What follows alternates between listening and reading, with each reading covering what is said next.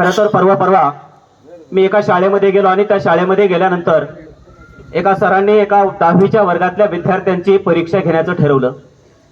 परीक्षा घेण्याचा विषय असा होता की त्या विद्यार्थ्यांचं एक वाक्य दिलं होतं, साधंसं वाक्य होतं.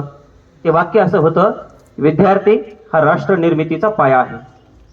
हे वाक्य घेतल्यानंतर त्या वर्गामध्ये एकूण 50 विद्यार्थ्यांचा पट होता. 50ची 50 विद्यार्थ्यांना त्या स्पर्धेमध्ये सहभाग घेतला आणि दुसऱ्या दिवशी ज्या वेळेला गुरुजींनी तो निकाल पाहिला तर त्या 50 विद्यार्थ्यांपैकी 49 विद्यार्थ्यांनी ते वाक्य विद्यार्थी हा राष्ट्र निर्मितीचा पाया आहे हे लिहून, आपल्याला माहिती आहे की कोणतंही वाक्य अर्थपूर्ण वाक्य झाल्याबरोबर त्याला पूर्ण विराम दिला जातो. 49 विद्यार्थ्यांनी वाक्य संपल्यानंतर पूर्ण विराम दिलं. पण त्यातला एका विद्यार्थी असा होता, त्या विद्यार्थ्यांना पूर्ण विरामाऐवजी प्रश्नचिन्ह दिलं. गुरुजींनी ज्या वेळेला तो निकाल घोषित केला त्यावेळेला वर्गात आल्यानंतर सांगितलं की 50 विद्यार्थ्यांपैकी 49 विद्यार्थ्यांनी वाक्य बरोबर लिहिलंय आणि एका विद्यार्थ्याचं चुकलंय. तो विद्यार्थी गुरुजींच्या पुढे उभा राहिला आणि त्याने सांगितलं, हो गुरुजी, ते वाक्य माझं चुकलंय.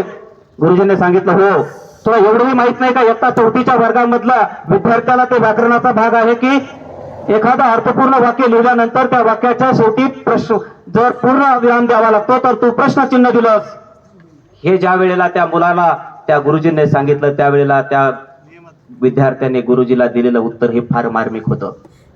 तो विद्यार्थी म्हणाला की हो, आजही या समाजामध्ये जर मी पाहिलं तर जबाबदारीचं भान आणि कर्तव्याची जाण असणारे विद्यार्थी आपल्याला कुठपर्यंत दिसतात.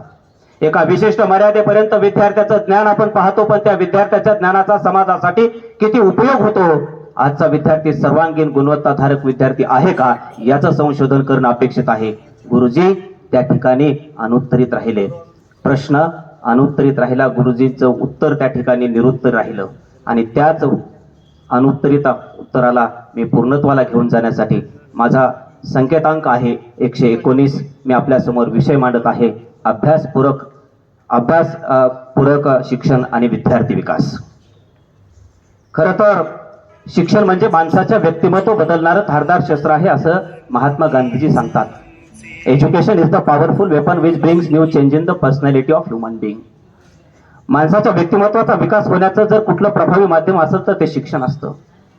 पण हे शिक्षण ज्या वेळेला आपण आज एक शिक्षक म्हणून या समाज व्यवस्थेकडे पाहतो आणि शिक्षणामध्ये पाहतो त्यावेळेला आपल्याला खऱ्या अर्थानं गांधीजींनी सांगितलेलं हे वाक्य तंतोतंत जुळतंय का याचा कुठेतरी विचार करणं आज आपल्याला अपेक्षित आहे. खरं तर आपल्या या सगळ्या गोष्टींचा विचार करत असताना विद्यार्थी म्हणून आपण सगळीकडे जर पाहिलं तर आज आपण पालकांच्या इच्छा अपेक्षा पाहतो.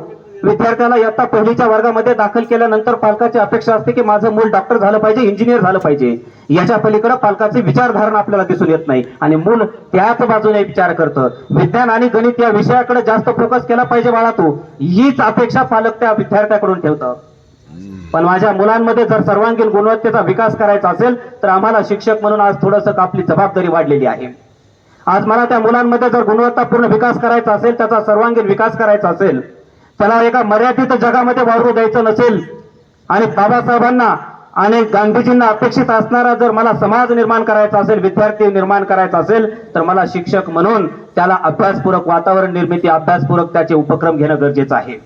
मला त्या वर्गातल्या विद्यार्थ्यांना माझा इतिहास सांगणं गरजेचं आहे. मला त्या विद्यार्थ्यांना भूगोल सांगणं गरजेचं आहे. विद्यार्थ्याला आज इतिहास कळत नाही. आमच्या महाराष्ट्राच्या मातीचा इतिहास कुणी ऐऱ्या गैऱ्यानं किंवा लुंग्या सुंग्यानं लिहिला नाही. या महाराष्ट्राच्या मातीचा इतिहास लिहिला शाहिरांच्या टापानं, घोड्यांच्या टापानं, तलवारीच्या खणखणाटानं, ढगांच्या गडगडाटानं, डोंगराच्या हिरव्या पिवळ्या शालीनं आणि सह्याद्रीच्या ढालीनं.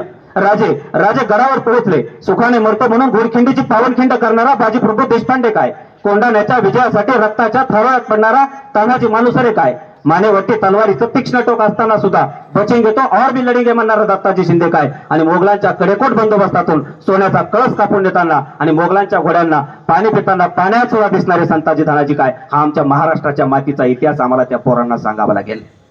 नुसतं विज्ञान आणि गणित ह्या 2 विषयावरती विद्यार्थी आज जे फोकस करतात त्यामधून आमच्या समाजाची निर्मिती होणार नाही. आम्हाला प्रगल्भ समाज निर्मिती जर करायची असेल तर आमचा इतिहास पोरांना सांगावा लागेल. आज जर विद्यार्थ्यामध्ये जर हे गुण आपल्याला शालेय जीवनामध्ये देता आले तर खऱ्या अर्थाने तो विद्यार्थी सर्व गुण संपन्न होईल. विद्यार्थ्यामध्ये लिहिता आली पाहिजे, विद्यार्थ्यामध्ये नम्रता आली पाहिजे, विद्यार्थ्याला स्वतःचं मत व्यक्त करता आलं पाहिजे आणि विद्यार्थ्याला ज्या ठिकाणी आपली भूमिका प्रभावीपणे मांडायची ती मांडता आली पाहिजे. आज कित्येक डॉक्टर इंजिनियर्स पाहतो, कित्येक उच्च पदस्थ व्यक्ती पाहतो, ती व्यक्ती त्यांच्या विषयामध्ये पारंगत असतील, परंतु तो विषय मात्र समाजापुढे येऊन मांडत असताना मात्र त्यांना अडचण होती. ही खऱ्या अर्थानं शालेय जीवनामध्ये अभ्यासपूरक जे वातावरण निर्मिती करणं गरजेचं आहे, ती वातावरण निर्मिती त्या ठिकाणी आपल्याला झालेली दिसून येत नाही. आणि म्हणून आम्हाला आज त्या विद्यार्थ्यामध्ये अभ्यासपूरक उपक्रम रुजवावे लागणार आहेत. शालेय जीवनामध्ये विद्यार्थ्यांना वेगवेगळे प्रकल्प करून द्यावे लागतील, मुक्त हालचाली करून द्यावी लागतील. विद्यार्थ्यांमध्ये प्रत्येक बालकामध्ये काही ना काहीतरी युनिक गुण असतो. तो गुण आपल्याला ओळखून त्याला त्या गुणाला प्रोत्साहित करण्यासाठी त्याला वेगवेगळे उपक्रम आम्हाला द्यावे लागतील. काही दिवसापूर्वी आपण महाराष्ट्र शासनाने एक ट्रेनिंग आयोजित केली होती. त्यामध्ये लर्निंग अध्ययन प्रक्रियेचे व्यवस्थापन नावाचे प्रशिक्षण होतं आणि त्या प्रशिक्षणात सांगितलं होतं की विद्यार्थ्याला आपल्याला चॅलेंजेस देता आले पाहिजेत, आव्हानं देता आले पाहिजेत. जेव्हा त्या विद्यार्थ्याला आव्हान देताना ते आव्हान पेलण्याची सवय त्या विद्यार्थ्यात होईल, तेव्हा खऱ्या अर्थानं सर्वगुण संपन्न आणि प्रभावी विद्यार्थी झाल्याशिवाय राहणार नाही. त्या विद्यार्थ्याकडून आपण ज्या वेळेला काही गोष्टीची अपेक्षा ठेवतो त्यावेळेला त्याला ते देणं सुद्धा तितकंच आपली जबाबदारी असते. आणि म्हणून शालेय जीवनामध्ये विद्यार्थ्याला या सगळ्या सुविधा उपलब्ध करून देणं शिक्षक म्हणून, समाज म्हणून, पालक म्हणून आपली फार महत्वाची जबाबदारी आहे. आज काय आहे, विद्यार्थ्यांना बोलत असताना, चालत असताना काही गोष्टींची जाणीव सुद्धा होत नाही, ते त्यांच्याच व्यापामध्ये असतात. आज भारताने एवढी प्रगती केली आणि ही प्रगती करत असताना आमची संस्कृती मात्र विद्यार्थी आज कुठेतरी विसरलेले दिसत आहेत. खरं तर आमच्या या संस्कृतीमध्ये सांगितलं जातं की विद्यार्थी असो किंवा समाजामध्ये आम्हाला प्रतिष्ठा जर मिळवायची असेल तर खऱ्या अर्थानं आमच्यामध्ये काहीतरी दानत लागते. आपल्याकडे जे आहे ते इतरांना देता आले पाहिजे. ती क्षमता, ती दानत, ती दातृत्व जर आपल्यामध्ये असेल तर खऱ्या अर्थानं एक वैशिष्ट्यपूर्ण माणूस म्हणून आपल्याला त्याला उद्भवता होते येतं. मुलांमध्ये ही वृत्ती आपण डेव्हलप केली पाहिजे. आज एकमेकाला सहकार्य करण्याची वृत्ती मुलांमध्ये दिसून येते कुठं? कारण मर्यादित शिक्षण हे त्या ठिकाणी अडसर ठरत आहे. आणि म्हणून मुलांना सांगितलं पाहिजे. विंदा करंदीकरांची फार छान कविता आहे. विंदा करंदीकर सांगतात की देणाऱ्यानं देत जावं, घेणाऱ्यानं घेत जावं आणि घेता घेता एक दिवस देणाऱ्याचे हात घ्यावे.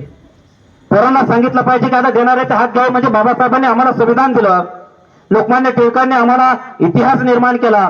या ठिकाणी आमचे सर्व जे काही थोर स्वातंत्र्य सेनानी असतील त्यांनी देशासाठी जे योगदान दिलं, काय दिलं, त्यांच्याकडून काय घेणार? हिरव्या पिवळ्या डोंगराकडून हिरवी पिवळी शाल घ्यावी, सह्याद्रीच्या कड्याकडून छातीसाठी ढाल घ्यावी, वेड्या पिशा ढगांकडून वेडे पिशे आकार घ्यावे, मातींमधल्या प्रश्नांसाठी पृथ्वीकडून हुंकार घ्यावे, उसळलेल्या समुद्राकडून पिसळलेल्या आयाळ घ्यावी आणि शांत वाहणाऱ्या भीमेकडून तुकोबाची माळ घ्यावी. देणाऱ्यानं देत जावं, घेणाऱ्यानं घेत जावं आणि घेता घेता एक दिवस देणाऱ्याचे हात घ्यावे. ही देण्याची ताणत ज्या माणसामध्ये असते ती माणसं आयुष्याच्या शेवटच्या श्वासापर्यंत सुखी, समाधानी आणि सन्मानाने जीवन जगतात. हे आम्हाला पोरांच्या कोऱ्या पाठीवरती आम्हाला ते कोरावं लागेल.